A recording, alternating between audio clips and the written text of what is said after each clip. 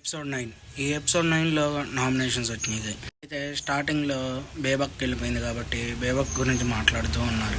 ఆ తర్వాత కొన్ని జోకులు వేసుకున్నారు. నిఖిల్కి చాలా హ్యాపీ అని చెప్పి అభయ్ నవీన్ అన్నాడు. ఎందుకంటే అప్పుడే తన క్లాన్లో నుంచి వచ్చి చేతికున్న బ్యాండ్లు తీసేసింది బేబక్క.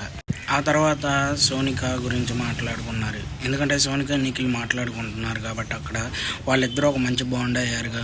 నేను అవ్వలేదు కానీ వాళ్ళైనా అయ్యారు, సంతోషంగా ఉంది అని చెప్పి కిరాక్ సీత అంటుంది. తర్వాత నామినేషన్ స్టార్ట్ అయ్యాయి. స్టార్టింగ్లోనే నిఖిల్ నామినేట్ అయ్యాడు. ఎందుకంటే సరిగ్గా చేయలేదు కాబట్టి చేశాను అని చెప్పి కిరాక్ సీత అన్నారు. అలాగే మీరు ఇంకా నాకు రూడ్గానే కనబడుతున్నారు అని చెప్పింది.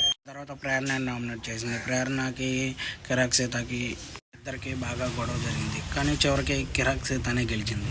తర్వాత సోనియాకను కిరాక్ సీతకి వీళ్ళిద్దరికి కూడా చాలా పెద్ద గొడవ అయింది. చివరికి బాగా అరుచుకున్నారు.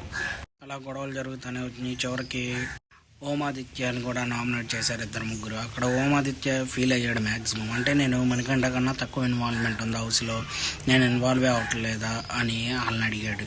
అయితే వాళ్ళు మణికంఠ కంటే తక్కువ నేను అంటలేదు, కానీ నాకు అనిపించింది కాబట్టి చేశాను అని మాట్లాడాడు. ఆ తర్వాత మణికంఠ శేఖర్ భాషను నామినేషన్ చేశాడు. ఎందుకంటే లడ్లు కాడ తను తీసుకెళ్ళి కొన్ని దాచుకున్నాడు వాళ్ళ టీమ్మేట్స్ కోసం అని చెప్పి మణికంఠ నామినేట్ చేశాడు.